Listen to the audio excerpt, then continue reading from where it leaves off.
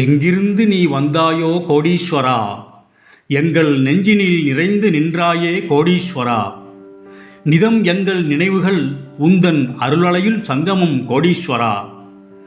இது எங்கள் ஆன்ம கீதம் அன்பே கோடீஸ்வரா.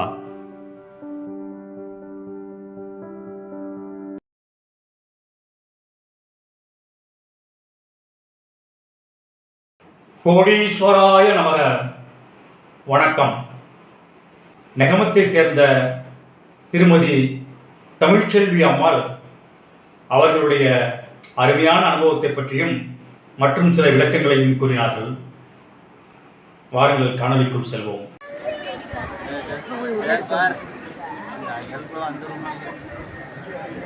வணக்கம் சாம்பிராணி சுவாமி ஐயா, உங்களை பார்த்து ரொம்ப நாள் ஆகுது. நடுவில் எனக்கு நானே என்னால் வர்ணிக்க முடியாத அளவு எனக்கு உங்கள் மேலே ஒரு ஈர்ப்பு ஏற்பட்டது. தினசரி உங்கள் நினைவாகவே இருந்தேன்.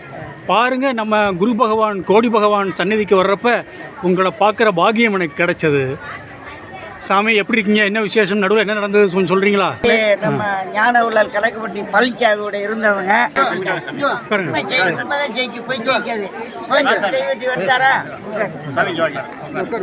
உன்னுடைய நிகழ்ச்சி அனுபவத்தை.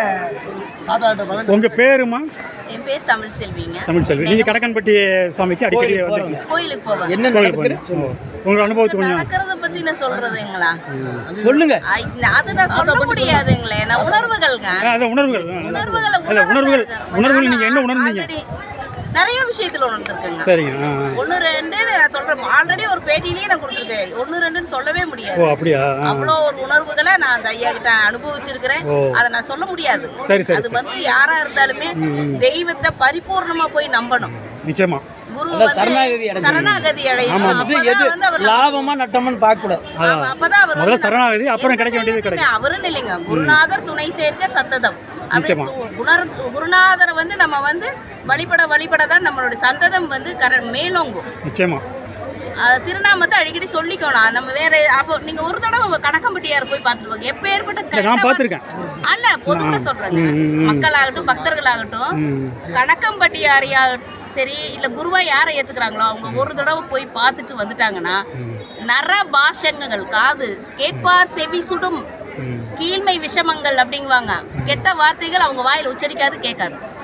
இது மெயின். இது ஒண்ணுங்க. இல்ல கெட்ட வார்த்தைகள் அவற்றிலிருந்து வந்தாலும் கூட அது பல விதமான சொல்ல வர்றது என்னன்னா, அவங்க அடியார்கள் எவ்வளவு ஒரு மோசமானவங்களா இருந்தாலும் அவரை பார்த்து அவர் பார்வை நம் மீது பார்வை ஒன்றே போதுமே அப்படிங்கிற மாதிரி பார்வை ஒண்ணு போதும். அவங்க பார்த்தானா நமக்கு கெட்டதெல்லாம் அப்படியே தானா போயிடும்.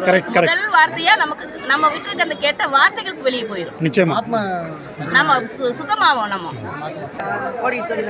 இவருங்களா தாத்தாவை நானு 20-30 வருஷமா கேட்கறதோட சரி பார்க்கவே வரலைங்க. ஒரு நாள் திடீர்னு எனக்கு பார்க்கணும்னு தோணுச்சு. ஆனா என்னை அறியாமவே இன்னொருத்தர் மூலமா அவங்க கார்ல கொண்டு விட்டு சாமி கும்பிட்டு போனா செகண்ட் டைம். நான் வந்துட்டு போன மறுநாளே அவருக்கு அங்க உள்ள சிலை வச்சுட்டாங்க. அது வரைக்கும் சிலை இல்ல. முன்னத்த நாள் கும்பிட்டு போற மறுநாள் சிலைங்க. கும்பாபிஷேகம் நடந்துச்சு. கும்பாபிஷேகத்துக்கு வந்தாங்க. அப்புறம் இப்போ இதுக்கு வந்துருக்காங்க. ஆனா எல்லா குருமார்களும் மக்களுக்கு நல்வழிப்படுத்துறதுக்காக தான் தோன்றியிருக்காங்க. ஆனா இப்ப எப்படின்னா அந்த போலி குருமார்கள் வந்ததுனால உண்மையான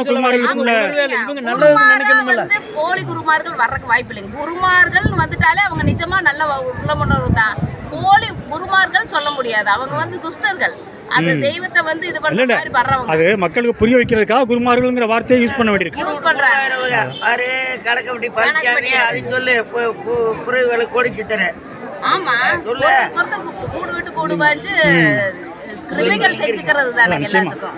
ஆன்மாக்கள் ரீதியா அவங்க எல்லாம் ஒண்ணுதாங்க.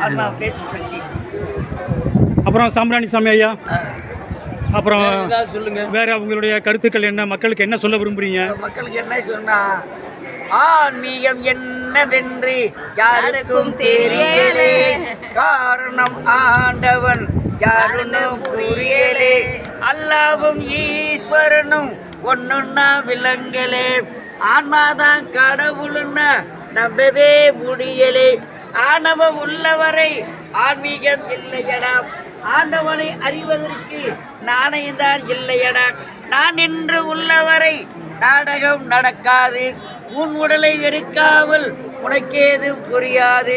ஆன்மீகம் என்னவென்று யாருக்கும் தெரியலே, காரணம் ஆண்டவன் யாருன்னு புரியலே. அல்லாவும் ஈஸ்வரனும் ஒண்ணுன்னா விலங்கலே, ஆன்மாதான் கடவுளுன்னா நம்பவே முடியலே. ஆணவம் உள்ளவரை ஆன்மீகம் இல்லையடா, ஆண்டவனை அறிவதற்கு நாணயம்தான் இல்லையடா. நான் என்று உள்ளவரை நாடகம் நடக்காது.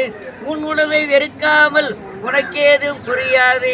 காசியை நீ குளிச்சாலும் வாசியை நீ பிடிச்சாலும் சக்தி உள்ள மந்திரங்கள் 1000 நீ படித்தாலும் ஆசை உன அடங்காமல் ஆண்டவனும் தெரியாது. ஆண்டவனா நீ இருந்தும் தேடுவது குறையாது. பகுத்தறி உள்ளவளாம் காசுவனம் சேர்த்திடத்தான், பகவான் கீரை கூட பொழுதினை போக்கிடத்தான். மதத்தில் மீது வைத்த பற்றை மறைநூலில் வைத்திடலாம். மனதை அறிந்த மனிதரெல்லாம் இறைவன் என்று அறிந்திடலாம். யோக்கியனாய் இருக்கும் முன்பே யோகியாய் மாறுவதாம், யோகத்தை அறிந்த பின்பு யோகத்தை நாடுவதாம்.